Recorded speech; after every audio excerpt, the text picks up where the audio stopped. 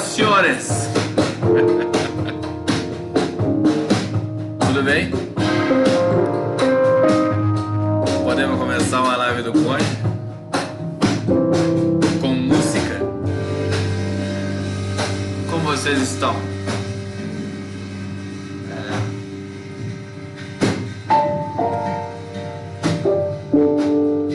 Eu tava vendo esses dias, alguém me chamou a atenção. Deixa eu fazer o controle aqui, porque agora o Conde é DJ também, né? DJ político, para ver se a gente impregna na classe média brasileira, que tem que lutar pela democracia, né? A gente vamos fazer algumas raves aí com política. Em vez de música eletrônica, uma agitação ideológica política, para ver se a gente acorda desse pesadelo, né? Alguém me falou assim, não, mas você tem que tragar o charuto e tal, né? E você sabe que na internet tá cheio de tutorial, como fumar charuto e tudo mais. Fui ver lá uns, né?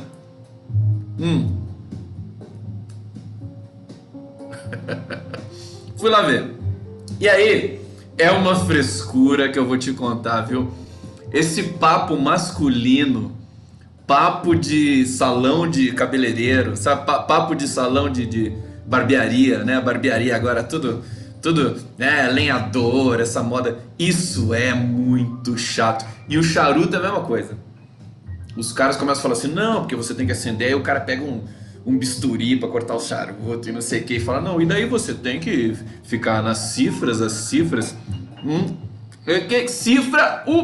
Cifra o inferno, não tem cifra nenhuma. Isso aqui é o seguinte, querido, é pitar e a fumaça tomar conta do negócio. Entendeu? Meu tutorial de charuto é esse aqui, assim, ó. Você pega, ó. E fim. Acabou. Não fica falando besteirinha. Ai, mas o charuto, porque aí, pra pegar a harmonia da fumaça, não sei do que. Ah, para com isso. Isso aqui é charuto cubano. Não tem que ter essas frescurinhas pequeno-burguesas. Tudo bem? Desculpa. Começando a nossa. Desculpa o meu desabafo. O meu desabafo de bafo de charuto. Olha, temos questões importantes hoje na cena brasileira. Deixa eu saudá-los todos vocês aqui no YouTube. Vamos lá, coraçõezinhos pro Conde. A Denise Tessuto já está pedindo para eu comentar o discurso do Guedes na Câmara do Comércio Norte-Americana, implorando para que nos ajude. Eu vou comentar isso, vou comentar encaixado com uma porção de outras coisas, porque... então, saudações caras pálidas, né? Porque isso engloba todo esse movimento que tomou conta de um governo que é um vexame, né? A palavra vexame ganhou e ganha cada vez mais a cena, né, do nosso cotidiano. E é isso, a gente tem de lidar com isso com alguma indignação. Não adianta só dizer que está passando vergonha. Acho que a gente precisa evitar essa vergonha de alguma maneira.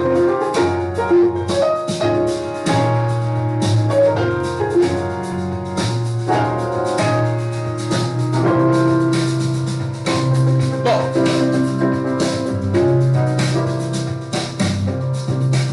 o eixo temático de hoje vai ser a possível liberdade do Lula se aproximando. Concretamente, eu tomo muito cuidado para abordar esse assunto, porque é um assunto que é sensível, mexe com as sensibilidades das pessoas, evidentemente do Lula também, mas o Lula é mais forte do que todos nós. E mexe com as pessoas que estão vacinadas, que estão traumatizadas com essa esperança, né? Esse é o problema. Eu acho que isso é um problema que a gente tem de combater. Nós não podemos nos traumatizar com a esperança. Quando alguém diz que o Lula pode ser solto e isso não acontecer, isso não pode ser um impeditivo para você ter a esperança de que ele vai ser solto e vai ser inocentado publicamente. Essa virou um pouco de competição, sabe? Essas percepções políticas, conjunturais, né? As pessoas têm medo de acreditar.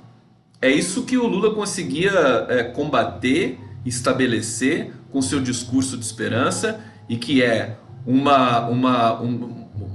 um sentido contagiante muito difícil de ser depois combatido por eles, pelo sistema, pelo mercado financeiro, pelos incompetentes, pelos maus perdedores. Eu acho que nós temos de manter a autoestima. Tem a ver com você poder sonhar. Você não pode ficar preso numa que nós todos estamos presos, na verdade. Já fiz essa metáfora com vocês aqui, né? O Lula preso lá e nós presos aqui por várias grades. Nós estamos presos por várias grades. Uma delas é essa grade da autoflagelação, do autoflagelo.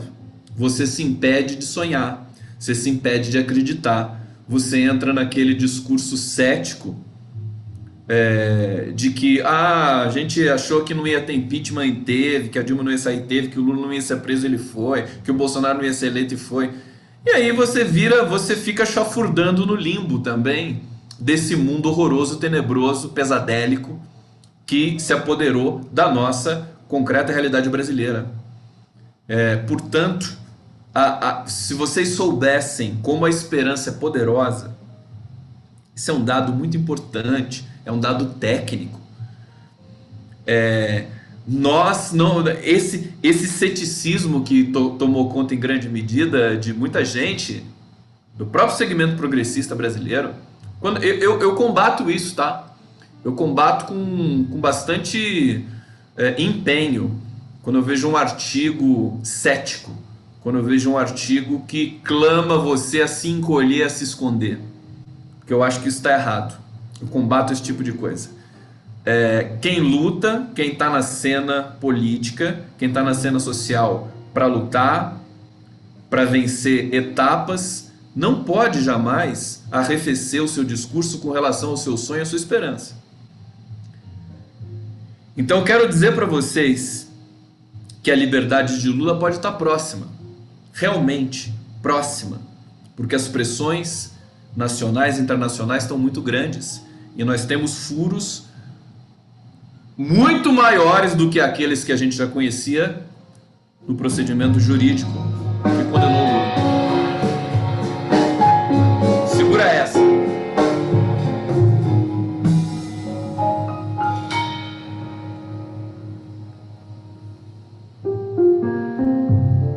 Essa é a live do Conde em ritmo cadenciado, tá?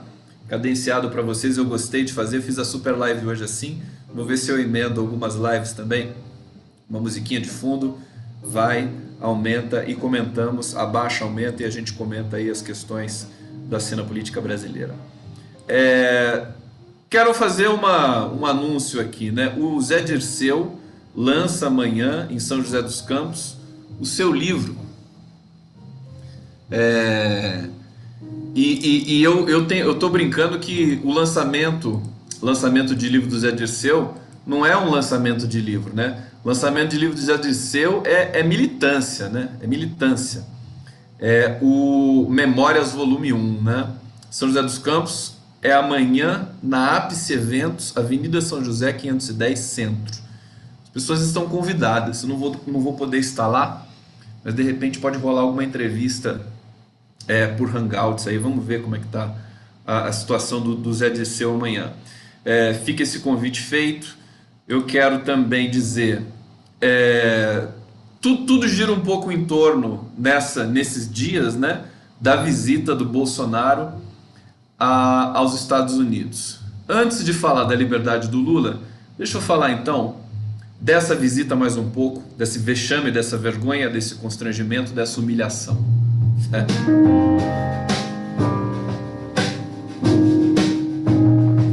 todo mundo acompanhando aí? Tá todo mundo contente aí? Mandem coraçãozinho pro Conde. Mandem corações e vamos falar do Bolsonaro. O caso que a gente lamenta muito, é que isso lembra um pouco também o Fernando Henrique Cardoso, né? E a elite brasileira de maneira geral, né? Todos aqueles que governaram o país, os milicos, né? Voltando um pouco atrás, eu já não tenho dados suficientes para poder dizer alguma coisa, mas o que caracteriza a elite, o mercado financeiro, ou então esses subservientes, porque o Bolsonaro não chega a ser elite porque ele é muito ignorante, também não dá para fazer essa apreciação com relação ao Bolsonaro. O Bolsonaro é uma espécie de aberração, né, social, mas evidentemente ele representa o mercado financeiro porque ele combate, ele é inimigo da soberania nacional do povo brasileiro. Esse é o ponto. Eles vão para o exterior para falar mal do Brasil. Aliás, vê se eu não estou certo, isso é cultural também do brasileiro. Brasileiro que vai para Miami, mesmo para a Europa, e fala assim, ai, lá vem aqueles brasileiros aqui, né? Eles não gostam. Brasileiro que vai para o exterior não gosta de encontrar brasileiro no exterior. Eles acham brega, acham cafona. E eles têm essa mania você tem uma cultura de menosprezar o teu país fora do seu país, que é uma cultura atávica do Brasil, da formação brasileira. E isso está presente nesse governo, sobretudo, e estava presente no Fernando Henrique Cardoso. Chamava o brasileiro de caipira, de vagabundo. O Fernando Henrique tentou aprovar uma reforma da Previdência, não conseguiu. E naquele momento ele chamava os aposentados de vagabundos. Olha só que elegante o Fernando Henrique Cardoso, né? Chamou também de caipira, né? Brasileiro de caipira. Como se isso fosse uma crítica, porque na verdade o caipira é muito legal. Não sei se vocês concordam comigo. Fabiano Binhameiro está falando aqui, acolhe estudantes e professores com todo carinho, ajudando os brasileiros no exterior. Fabiano Binha mora na Itália, está presente aqui sempre, é uma pesquisadora, e eu tô dizendo aqui em linhas gerais, evidentemente, essa história do brasileiro que gosta de ir para o exterior falar mal do Brasil. Estou falando de um certo segmento, evidentemente, de brasileiros aqui, que não é assim de maneira generalizada. Inclusive as pessoas que assistem a live do Conde que estão no exterior... Ô Fabiano Leitão, meu querido, tô com saudade de você também, cara. Eu tô num pique muito forte nessa semana, tô trabalhando de madrugada, não tô dormindo direito. Eu tô que nem o Amir Klink. Você sabe como é que é a história do Amir Klink? Trompetista, beijo pra você. Sabe como é que é a história do Amir Klink? O Amir Klink, quando eu tô circunnavegando a Antártida. Eu tô no momento circunnavegando a Antártida. Quando ele circunnavegou a Antártida, o Amir Klink escreve muito bem, é muito legal. Ele diz que tá sozinho, né? Que são as aventuras que ele gosta de fazer sozinho. Ele era o Paraty, acho que o barco que ele estava, o veleiro que ele estava, o Paraty. Ele tinha que, como ele estava sozinho, se tinha muito iceberg, muitos blocos de gelo pela navegação dele, ele não podia dormir. Então o que ele fazia? Ele dormia 5 minutos e acordava 10. Dormia 5 minutos, acordava 10. Dormia 5, acordava 10. Para poder monitorar a navegação. Olha só que incrível isso. Você violenta teu relógio biológico, que é o que está acontecendo comigo, né? Meu tadinho do meu relógio biológico está todo zoado lá nesse momento. Mas é pela democracia. Eu sempre friso que tudo que eu tenho feito nos últimos anos, talvez 2, 3, não sei dizer precisamente, mas é pela democracia. Também gosto de lembrar, hoje eu tô digressivo, hein? Cuidado com o Conde hoje, que o Conde tá digressivo hoje. Eu gosto de lembrar também do filme Irmãos Cara de Pau, né? Sabe os Irmãos Cara de Pau, do Blues Brothers, com o John Belushi e o Dan Aykroyd. Eles, enfim, aquela saga toda para fazer aquele show, aquela banda... e tudo em nome do Senhor. Então eles fazem uma porção de coisa, tudo errado, né? Falam, não, fica tranquilo que não vai acontecer nada com a gente, porque a gente está trabalhando em nome do Senhor. Em nome do Senhor. No filme é bacana, né? Hoje, se trouxer essa cena pro Brasil, não fica muito boa, não. Mas em nome da democracia, em nome da democracia, o sacrifício vale a pena. E eu faço esse sacrifício realmente. É quase uma coisa meio suicida, mas eu faço o sacrifício, enfim, de varar a noite, e de escrever sem parar, e de não estar muito bem, e de fazer as coisas para poder avançar. Porque o que importa é o sentido político que você produz. Então, Bolsonaro nos Estados Unidos. Vamos subir a musiquinha pra fazer a transição? Vem comigo.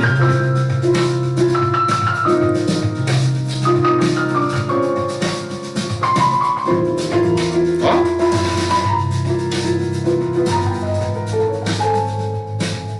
Vai pro exterior falar mal do Brasil. Só isso que eles conseguem fazer. O Paulo Guedes está lá na Câmara de Comércio Americana falando mal do Brasil. Ah, o Brasil não tem estrada, o Brasil tá tudo ferrado, não tem investimento, não tem nada, né? Então, por favor, vem ajudar, quase que pedindo esmola. Vai pro exterior pedir esmola. É uma vergonha generalizada, uma coisa assim deprimente que a imprensa brasileira tradicional não faz questão de ignorar, e nós temos apenas os relatos do jornalismo independente progressista que nós temos nas redes digitais. É muito vergonhoso ver a Folha, o Estadão e o Globo nessa condição mas eles são assim, né? Eles também são assim. Nesse sentido, eles se parecem todos muito com Bolsonaro. Folha, Estadão e Globo. Eles são subservientes aos americanos. Gostam de se prostrar aos americanos. Isso também é cultural dessa elite brasileira. O povo brasileiro não. E o Lula fez isso ser muito mais agudizado no Brasil, né? O orgulho de ser brasileiro. Quando você tinha Lula, governos democráticos Lula e Dilma, o orgulho de ser brasileiro estava lá na estratosfera. Era a população mais orgulhosa da sua nacionalidade do planeta. Pesquisas, inclusive também de felicidade e tudo mais. É aquela coisa que eu sempre digo aqui. Nós vivemos um momento que não está nem tão bem codificado ainda pela historiografia. É um momento absolutamente inédito. É uma coisa sem precedente, com ganhos e com avanços que nós nem sabemos direito ainda contabilizar direito. O que foram os 13 anos de democracia plena, de governo soberano e legítimo no Brasil. Realmente é um poder muito grande, que eu acho que ele vai reaparecer. Ele vai reaparecer. Nós estamos num momento de transição das percepções políticas. Deixa eu falar de uma vez então do Bolsonaro nos Estados Unidos, para não ficar tão digressivo assim com vocês. O que eu acho interessante e digno de nota, dentre tantas coisas, foi a entrevista que o Bolsonaro deu para a Fox News. Eu já disse isso na Super Live de hoje, vou repetir aqui. Ele foi alvejado, né, com perguntas. A jornalista Shannon Breen não teve medo, porque ela não participa dessa realidade subserviente da própria imprensa brasileira. O Bolsonaro jamais teria coragem de dar uma entrevista para um segmento da internet, a imprensa. Deixa eu tomar uma água aqui. E no caso da Fox News, muita gente dizendo tá alinhada com o do governo Trump e tudo mais, mas o detalhe é o seguinte: tá alinhada com o governo Trump, não tem nada a ver com o governo Bolsonaro, não tá sabendo o que está acontecendo aqui no Brasil direito. Na verdade, as notícias que ela sabe são notícias tô falando da jornalista aí da Fox News, né? Garimpa pela internet e pelos sites. Na verdade, qual a imprensa que tem um pouco de credibilidade aqui no Brasil, tirando o jornalismo progressista digital? São as agências internacionais que estão aqui no Brasil, que são vítimas de hostilidade judicial da Globo, do Estadão e da Folha. Globo, Estadão e Folha realmente sem chance. Eles jamais, né, foram desmascarados totalmente, porque depois da ditadura militar ficou um gostinho de que nós teríamos uma imprensa um pouco mais pluralista, como a Folha de São Paulo gostava de se chamar a si mesma, mas isso não aconteceu. Isso de fato não aconteceu. Então, quais são os veículos de imprensa que são respeitados internacionalmente para se buscar notícias sobre o Brasil? É a BBC, é o El País, é o The Intercept, qual mais? A Reuters, Sputnik, que é uma agência russa que está no Brasil aqui também produzindo jornalismo com relativa qualidade. Então, é esse discurso, é isso que foi lá. A Marielle Franco e as milícias, que estão sendo encobertas pela cobertura da nossa imprensa tradicional, foram totalmente presentes ali naquela entrevista. Então, o Bolsonaro foi emparedado. E nesse emparedamento, ele realmente soltou um ato falho terrível. Quanto mais esses caras... A CNN chilena está dizendo que as investigações sobre a morte da Marielle, sobre a execução da Marielle Franco, está chegando no Bolsonaro, né? Isso é o que a CNN chilena e a torcida do Flamengo e do Corinthians acreditam nesse momento no Brasil. Francamente, quanto mais se cavoca, quanto mais se avança nessas investigações, nós temos elementos novos. Le Monde Diplomatique também é muito bom.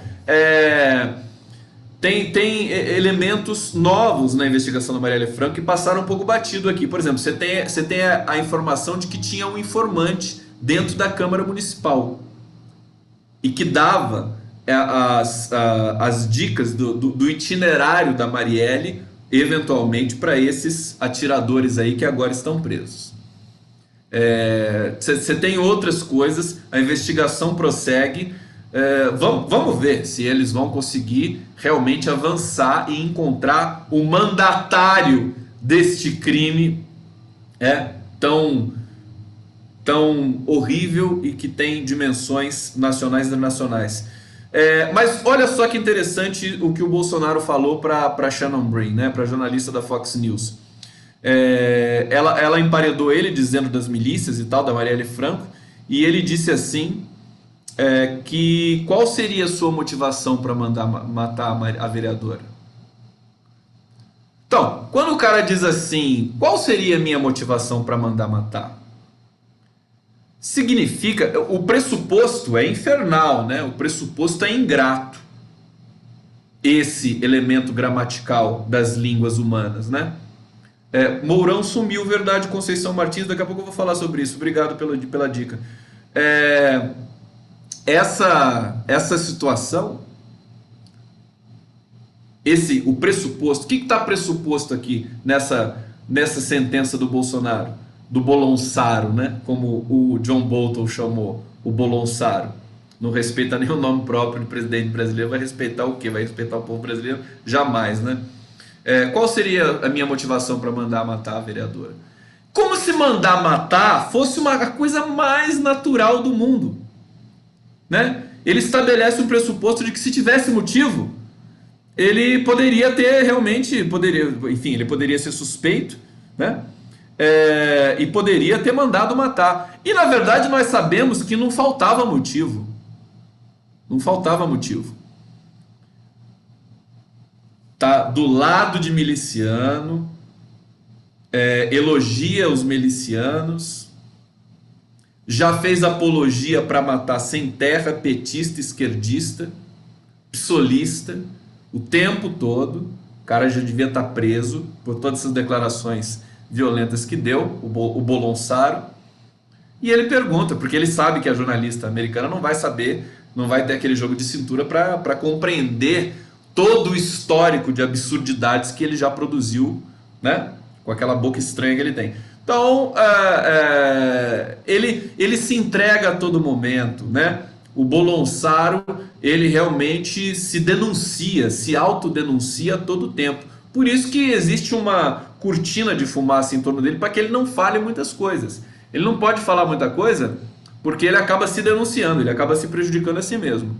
Então, todo esse périplo da delegação brasileira nos Estados Unidos, que nos mata de vergonha, é mais um elemento para a gente jamais esquecer do que aconteceu com o Brasil. Já não bastasse Davos, que foi uma vergonha infame, gigantesca. Talvez, quando apareceu Davos, quando apareceu aquela situação do Bolsonaro fugir de uma entrevista coletiva em Davos, da maneira mais covarde e baixa possível, e do discurso que ele fez de 6 minutos, ele tinha 40 minutos para falar para o empresariado do mundo inteiro. Então, o Brasil não está esticando a mão a pedir esmola dos Estados Unidos, foi para Davos, onde estava todo o empresariado do mundo inteiro, os mais ricos do mundo.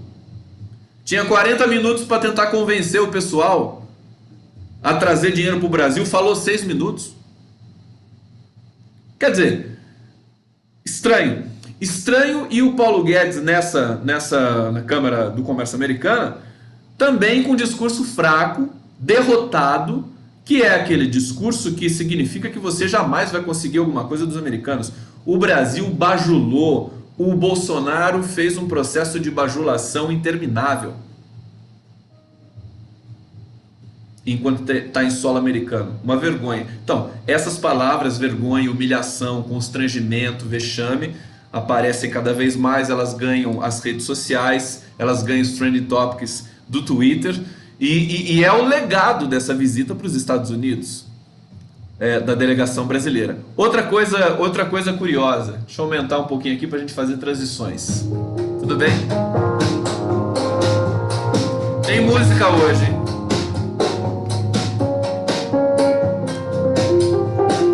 Deixa eu ver como é que tá aqui o nosso YouTube.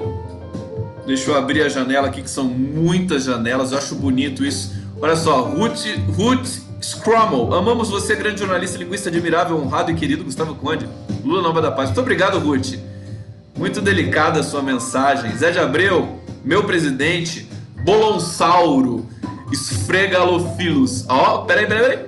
A Anália Torres dizendo o nome científico do Bolonsauro. Bolonsauro Entregalophilus. Muito bom. Obrigado pelos coraçõezinhos. Vamos lá. Essa live mais cadenciada de hoje. Eu vou entrar. Eu tenho uma coisa que eu acho infernal, que é o seguinte. Vê se vocês não concordam comigo. Essa mania de presidente brasileiro dar uma camisa da seleção brasileira pro chefe de Estado. Isso aí ficou ridículo, né? Quer dizer, o cara vai dar uma camisa da seleção de futebol, da CBF, que é uma das entidades mais corruptas do planeta Terra, está sendo investigada nos Estados Unidos. Quer dizer, o Trump pegou aquela camisa da seleção amarela, do manifestoche. Vamos combinar. Seleção brasileira de futebol só quando pairar uma auditoria na CBF e tornar aquela entidade novamente não, pela primeira vez na história, uma entidade digna de respeito. Porque só tem corrupção ali, junto com Rede Globo também. Então, dar uma camisa da CBF pro Trump é quase que como você dá uma propina pro cara, é como você dá... É uma coisa ridícula. E essa tradição que a gente fez vista grossa. O Lula deu camisa da CBF pro Obama. Uma situação diferente. A gente não tava apodrecido, né, institucionalmente no Brasil. E a CBF também naquele momento não estava acusada de corrupção como está acusada hoje. Ligações com FIFA e tudo mais. Quer dizer, é uma vergonha. Eu acho um traço cultural assim, que também é de subserviência. Né? Quer dizer, o que o cara vai celebrar do Brasil? O futebol? Para com isso, pô. Celebra o povo brasileiro. Celebra a tecnologia, o Laboratório de Neurociência do Rio Grande do Norte. Celebra a nossa história, a nossa cultura, Chico Buarque, Caetano Veloso, Tom Jobim, João Gilberto. Celebra o João Gilberto, inclusive o João Gilberto precisa ser muito celebrado porque ele está com 90 anos. Vai celebrar a seleção brasileira de futebol. Francamente, eu acho tudo isso muito grotesco para minha vã filosofia e expectativa. Então teve mais essa cena para a gente encarar a camisa dos manifestoches sendo entregada para o Trump. O Bolsonaro olhou, a foto do Bolsonaro olhando para o Trump é uma gracinha, né? Então, namore alguém que olhe para o Trump como. Namore alguém que olhe para você como o Bolsonaro olha para o Trump, né? O Bolsonaro todo. Ele estava muito feliz, né? Estava muito feliz ali do lado de servir de capacho para o presidente americano. Tem gente, muita gente falando aqui do Mourão, realmente. Eu acho que o Mourão acabou tomando um cala-boca de alguém, né? O cara não está falando. O Mourão não está falando. O que aconteceu com o Mourão? As pessoas estão sentindo falta aqui do Mourão falando, né? Então eu tô achando que o que será que aconteceu com o Mourão? Que ele adora falar e agora não tem ninguém. Né? É ele que é o presidente da República de fato aqui no Brasil, porque ele não foi para os Estados Unidos. Cadê o vice?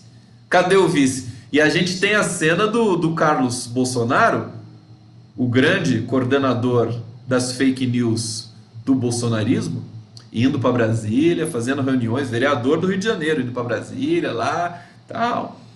Você vê que a situação, o Fernando Henrique disse que, Fernando Henrique Cardoso, né, disse que é uma espécie de família real, né, a família Bolonsaro agora no Brasil. Mas ele falou que é de origem plebeia, porque só ele, só o Fernando Henrique Cardoso que é, né, real, né, aquela coisa aristocrata dele. Então, vamos encerrar esse assunto do Bolsonaro, do Bolonsaro nos Estados Unidos, porque realmente já deu o que tinha que dar, né?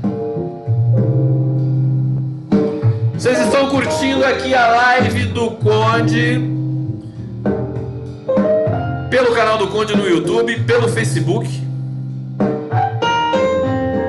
Peço para vocês se inscreverem no meu canal, caminhando aí para 14 mil inscritos. Seguirem no Facebook, no Twitter. Essa é a live do Conde. Vamos falar, eu quero falar algumas curtas agora para vocês.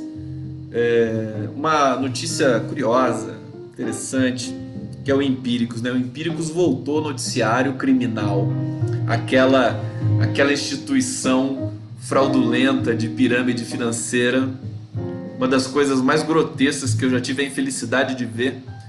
Cresceu muito junto com o próprio MBL, faziam anúncios, propagandas na Folha, no Estadão e no próprio Globo, como se fosse uma consultoria financeira. E aí saiu aquele comercial da Betina que diz que ganha R$1 milhão assim, rapidinho, né? Que é a grande carro-chefe do Empíricos, é essa coisa, né? Ganhe, saiba como ganhar R$1 milhão sem sair de casa, né? É aquela coisa que eles fazem. Então, eles estão sendo muito trollados e agora também estão sendo investigados de novo, né? O Empíricos é caso de polícia total, né? Não, são aqueles carinhas que detestam Lula. A gente percebe a índole e o DNA das pessoas. Se a pessoa detesta Lula, pode ter certeza que essa pessoa deve, né? Isso é uma coisa que está meio consagrada aí no Brasil, né? Se o cara tem aquele ódio ao Lula e ao PT, pode ter certeza que ele frauda imposto de renda, que ele faz todas aquelas artimanhas, né? Fraudulentas aí que você possa imaginar. Porque ele não gosta da civilização, ele não gosta do papo reto. O cara gosta do PSDB, ele gosta do Alckmin, ele gosta do Paulo Preto, ele gosta dos desvios do Rodoanel. Ele nunca vai falar do desvio do Rodoanel, né? Se você falar pra ele assim, pô, e o Rodoanel? Ele vai falar, mas e o submarino, né? Do Palocci? E o submarino do Palocci?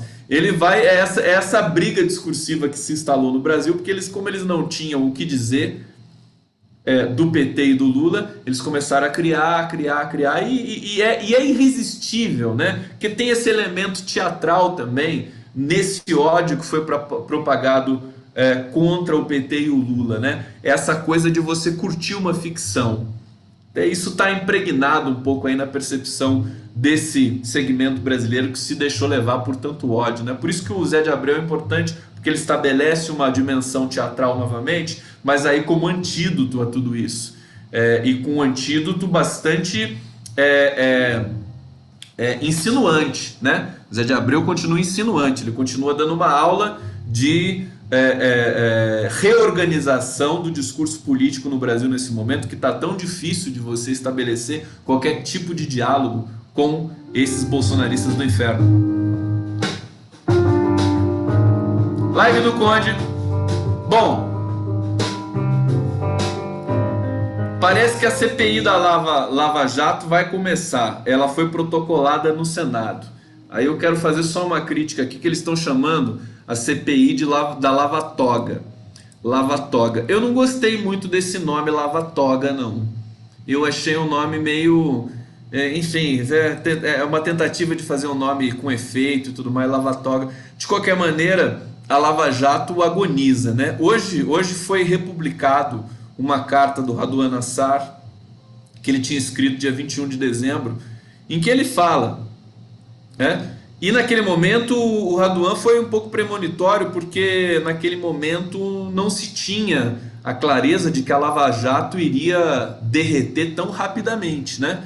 Ele diz assim, tem um trechinho da carta do Raduan que diz assim: ao praticar ilegalidades, vazamentos, conduções coercitivas, os operadores da Lava Jato não serão jamais absolvidos pela história, serão execrados. Serão execrados. É o que está acontecendo nesse momento, e o Raduan Nassar falou isso. Raduan, que é um dos maiores escritores da língua portuguesa de toda a história, falou isso há pouco menos de 3 meses, há exatos 3 meses, né? E veja, é por isso que a liberdade do Lula vai se aproximando, a meu ver. Você tem um sentimento, você tem uma percepção das pessoas, as mais insuspeitas. Essa proximidade de 1 ano de prisão arbitrária também mexe com as pessoas. A aparição do Lula mexeu com as pessoas. E veja que é um timing muito preciso, né? A Lava Jato entrou numa entropia, numa autodestruição acelerada, justamente quando o Lula apareceu, e a ele foi permitido um dos direitos, dos poucos direitos que foram respeitados para ele, que foi enterrar o seu neto Arthur. A Lava Jato entra num processo de apodrecimento acelerado nesse momento, com procuradores sendo processados, com embate direto com o STF. Eu tinha dito que agora vamos defender o STF, que foi tão golpista contra a democracia durante tanto tempo, nesses últimos 5 anos. É interessante pensar o seguinte: o STF cai no colo do segmento democrático de novo como uma instituição necessária para a democracia. Nós temos de ter STF na democracia. Na democracia nós temos de ter políticos, nós temos de ter partidos, nós temos de ter todo o espectro social que subjaz à existência de um processo político, sufragista, democrático, que possa legitimar o avanço minimamente estabelecido de uma sociedade. Então, o STF volta a ser tema, e eu acho interessante que segmentos do segmento democrático progressista, segmentos do progressismo brasileiro, façam uma defesa, não dos ministros do STF, mas da instituição STF. Por quê? Porque isso reorganiza o embate de forças em torno do processo de libertação do Lula. Eu acho isso estratégico. Porque na hora que for necessário uma votação no STF para finalmente decidir o que será feito dessa condenação arbitrária sobre o ex-presidente Lula, nós teremos uma delicada e sutil confluência de interesses que podem fazer com que o STF quebre aquela rotina golpista de sempre votar contra o ex-presidente Lula por medo, por tutela, por acovardamentos. Entendem meu raciocínio? É sutil, tá? porque exige um certo estômago, porque o STF traumatizou muito todos nós com essa maneira, né? Esse jeito amador de lidar com a situação, acovardado. O STF ficou em grande medida à mercê do Sérgio Moro, o juiz de primeira instância, juizeco, como se diz por aí, fraco tecnicamente, ficou à mercê, endossou decisões que o Moro tomou arbitrariamente. Por que que o STF fez isso? Ora, por pressões políticas. No momento em que você tinha o Temer ali na presidência da República usurpada, né? Você tinha ameaças aos ministros do STF. Nós temos a brutal inversão de valores do Edson Fachin, que foi descrita num texto primoroso do Wilson Ramos Filho Xixo, jurista brasileiro, que foi amigo do Fachin. Quer dizer, uma inversão muito grande de valores para subscrever os seus votos no STF. E agora você está tendo uma movimentação nesse sentido. Então eu acho que nós temos de entender a movimentação do STF, porque ela vai ser importante para que nós consagremos a libertação do Lula. Você pode dizer assim, detesto o STF, mas se ele for importante para concretizar a liberdade do Lula, acho que a gente pode, pelo menos, respeitar um pouco o protocolo, né, que pode ser estabelecido nesse tribunal brasileiro.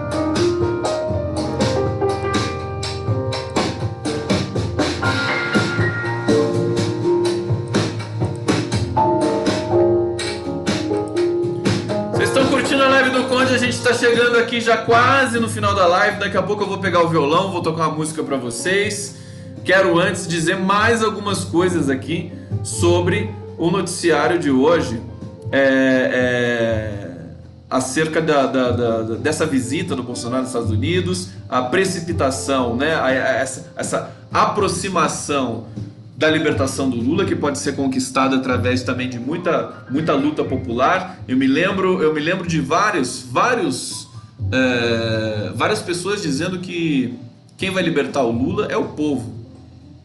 Teve um texto que foi muito bonito, que era assistir realmente quem que vai libertar o Lula? O povo brasileiro, não é a justiça, né? Chegou no momento em que isso estava muito forte, e é isso que está acontecendo, porque o povo está dando subsídio para que a defesa do Lula, e aí eu quero trazer o dado concreto para vocês do que está acontecendo. O Lula está conduzindo tudo isso de dentro daquela masmorra de Curitiba, que com ele ali dentro não fica uma masmorra, fica uma coisa luminosa também, né? Ele está conduzindo isso, e a defesa dele, qual que é a questão agora da defesa que é importante da gente saber? Por isso que é curioso, o peixe morre pela boca, né? A Lava Jato avançou demais o sinal para produzir aquele fundo bilionário de 2,5 bilhões, e isso chamou a atenção de toda a comunidade nacional, comunidade jurídica nacional, e acendeu o sinal de alerta para o volume de ilegalidades que eles fizeram durante todos esses 5 anos de operação fraudulenta e deletéria para o país. Então, o que acontece ali? Com essa tentativa de formular esse fundo, a defesa do Lula encontrou um furo, mas esse mais grave, na acusação, que pode anular a condenação do Lula em definitivo, inclusive. Então, qual que é o argumento ali, né? A estatal aparece, no caso do Lula, no acordo com a Lava Jato, a estatal aparece como responsável pelos desvios na empresa, no acordo da Lava Jato com os americanos. No processo do Lula, ela aparece como vítima, tendo sido, inclusive, assistente de acusação. Então, daí a defesa do Lula diz o seguinte: não é possível, em torno dos mesmos fatos, a imprensa ser vítima no Brasil e criminosa nos Estados Unidos. Essa ambiguidade conceitual, técnica, que nós estamos vivendo aí diante da condenação do Lula, que pode ser, portanto, em vista desse ponto, anulada. Para isso, veja, é por isso que eu estou dizendo do STF e de um não. Quem está atacando o STF agora não somos nós. Aliás, nós do segmento democrático criticamos o STF veementemente pela covardia, pela falta de tato, pela falta de técnica, mas nós nunca defendemos o fim do STF. Isso nunca foi dito por ninguém da esquerda, porque nós temos clareza da necessidade da instituição. Você vê como é que são as coisas, né? A direita quer acabar com o STF, né? A Joyce Hasselmann, né? O Dallagnol, né? O Dallagnol quer jogar pedra no STF. Qual o nível do procurador da República? Deltan Dallagnol, pastor Dallagnol, querendo jogar pedra no STF. A gente podia patrocinar, né? Dá um estilingue pro Dallagnol e bota ele na frente do STF lá para quebrar aquelas vidraças lá, pra gente assistir isso aí, né? Bom, fica essa leitura, e eu acho que tem muito mais coisas acontecendo nos bastidores com relação à libertação do Lula. Eu acho que ela se aproxima. E é interessante que nós temos de ter esperança para esse tipo de acontecimento. Nós temos de estar muito atento com isso, porque se perdermos a esperança, as pessoas se assanham, o sistema se assanha, eles se assanham, e nós voltamos a estaca zero. Isso não pode acontecer mais. Então está sendo muito bonita a campanha nacional por Lula livre, está sendo intensa, as pessoas estão trabalhando muito, a vigília continua vivíssima, e eu acho que o momento é esse, né? O Bolsonaro, o Bolonsaro, ele está nos Estados Unidos. A hora que ele pisar no Brasil de novo e começar a realidade das milícias, que foi providencial para ele ir para os Estados Unidos nesse momento. Vamos admitir que foi providencial. A hora que começar, ele pisar aqui de novo, vai voltar miliciano, Marielle. A gente não pode esquecer do PSL, do Bebiano, quer dizer, o Bebiano saiu do governo, ninguém vai ligar mais para o desvio que ele eventualmente cometeu com as verbas de fundo eleitoral. Tem o ministro do Turismo, tem o nepotismo no PSL no Brasil inteiro, tem os movimentos sociais, tem a greve da CUT que está para acontecer. Então é bom não subestimar o poder do povo brasileiro mais uma vez. Hoje eu conversei com especialistas, engenheiros, tecnólogos do CTA, do DCTA, que comentaram sobre a cessão de Alcântara, né, da base de Alcântara para os americanos. Foi muito interessante, eles falaram de várias coisas sobre essa base, né, sobre a impossibilidade, né, concreta de os americanos lançarem foguetes dali. Porque, só para vocês terem uma ideia, a discussão sobre a base de Alcântara, ela é tão factoide, ela é um factoide como a transferência da embaixada em Jerusalém, é desses dispositivos do bolsonarismo para desviar a atenção do que concretamente está em jogo, né? Porque é inviável. Se o Brasil, inclusive, alugasse, e aquele ministro Marcos Pontes, realmente, você vê que assim, que quando o argumento foi para o espaço, né? O Marcos Pontes é aquela história assim, né? Quando a lucidez foi para o espaço. Porque numa operação dessa, o Brasil ter condição de faturar 10 milhões por ano é muito pouco. Isso é dinheiro de ponte, de construção, é uma coisa ínfima.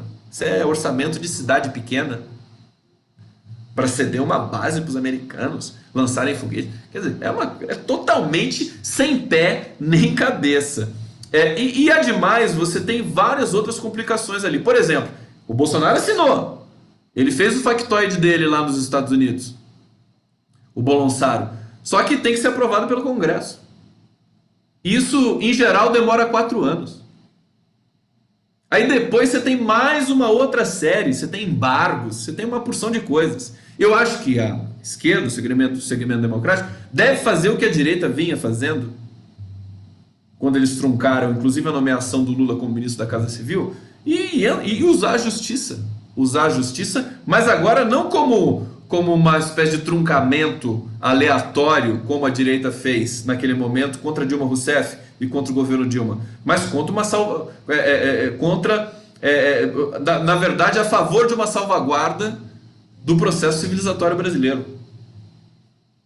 Tem que acionar a justiça e colocar para funcionar e impedir os retrocessos e lutar o que for possível. Portanto, teve essa entrevista, eu recomendo, ela está no cardápio do meu canal. Acho que nós vamos reprisá-la hoje na TV 247. Portanto, a discussão não é feita. Quer dizer, a matéria da Folha de São Paulo sobre a cessão de Alcântara para os americanos é uma coisa vergonhosa. Praticamente eles pegam o texto do governo, colocam ali, não discutem nada, não praticam nenhum tipo de jornalismo. Então, nós temos no horizonte uma situação em suspenso em função da viagem do Bolsonaro, mas ele vai voltar, ele vai ter que voltar, e aí nós vamos voltar à carga, né? A carga dos movimentos sociais. Ele deve estar se sentindo muito protegido lá nos Estados Unidos, deve estar, né? Tá que nem pinto no lixo, né? Com Olavo de Carvalho lá, aquela besteirada toda desses, né? Aqueles discursos, os discursos do Bolsonaro nos Estados Unidos, as coisas mais medonhas que eu já vi em toda a minha vida. É inacreditável o que esse sujeito foi capaz de produzir em solo americano em termos de discurso. Mas tá feito. E ele deve estar achando que tá tudo bem. Só que ele vai voltar para o Brasil e vai encontrar um país bastante se sentindo humilhado, um país com graves problemas no horizonte sociais e econômicos, e que esse discurso, que deve ter chocado os americanos também, já não choca tanto os brasileiros, mas ele não funciona mais aqui no Brasil, não. Inclusive aqui no Brasil ele tem medo de imprensa, ele não aparece, ele só faz as suas transmissões ali via Twitter. Vamos ver até onde ele vai com isso, mas a situação realmente não é boa. A popularidade dele caiu muito, né? E é por isso que eu estou dizendo que pode estar em vias de aproximação o processo de libertação do Lula. E se o Lula sair, vocês imaginam o que vai acontecer, né, se o Lula conseguir a sua libertação. Em primeiro lugar, assim, né, a fila para conversar com o Lula e abraçar o Lula só vai demorar uns 10 anos, né? Tem 200 milhões de pessoas para abraçar o Lula depois que ele for, né, que ele for efetivamente solto. Eu acho que esse processo, quando ele começa, ele fica irresistível. Né? E nós precisamos acreditar nisso para realmente pressionar toda a máquina judicial que ainda tem primazia para conduzir esse processo, para a gente realmente ver, porque a única solução realmente no horizonte para a gente sair dessa encalacrada histórica é o Lula voltar a falar com o povo brasileiro. O povo brasileiro sente falta da fala do Lula, da voz. Ele apareceu, você vê como é que é forte semioticamente esses processos, né? Ele apareceu, deu tchau. Agora o povo quer ouvir a voz dele. O pessoal tá precisando. O Brasil precisa disso para voltar ao raciocínio da democracia e da política feita com dignidade. Nós aprendemos a fazer com o PT ao longo de 40 anos de história. Tudo bem? Vamos para a musiquinha? Eu vou tocar para vocês hoje, e eu quero dedicar para o Lula também essa música, porque é a música que eu já tinha dedicado para ele em outros momentos, no pocket show que eu fiz com o Léo Atush, lá nos estúdios do 247, que é o Chega de Saudade, porque nós estamos com saudade do Lula, estamos com saudade da democracia, né? E, e eu acho que essa música encaixa tão bem para as expectativas que a gente tem com relação à volta do Lula, a saudade que a gente tem, e eu acho que esse momento está chegando. Então vamos pela música, a gente vai chegar lá. Vai, minha tristeza, e diz a ela que sem ela não pode ser. Diz-lhe uma prece que ela regresse, porque eu não posso mais sofrer.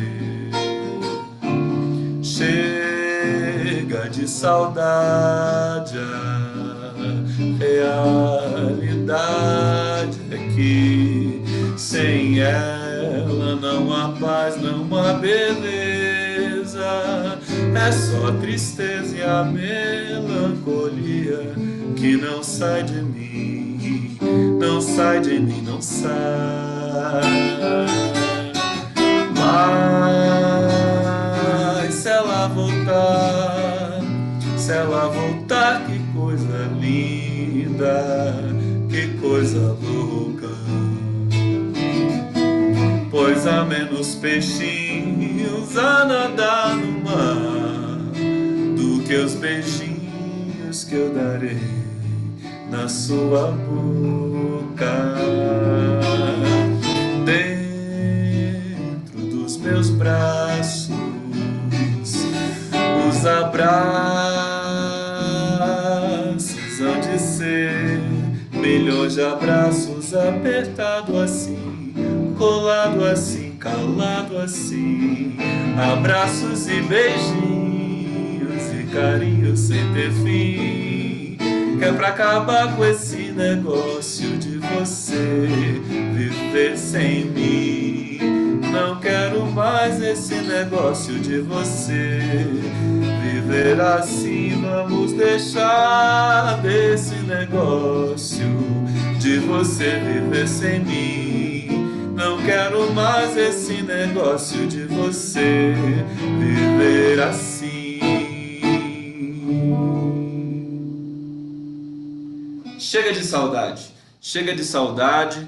Lula volta para a cidade, volta para a urbe. A gente precisa de você. Estamos todos aqui torcendo, lutando para o seu retorno, que eu acho que está cada vez mais próximo. E eu quero deixar um beijo para todos vocês que curtiram essa live. E a gente volta amanhã na live do Conte. Valeu!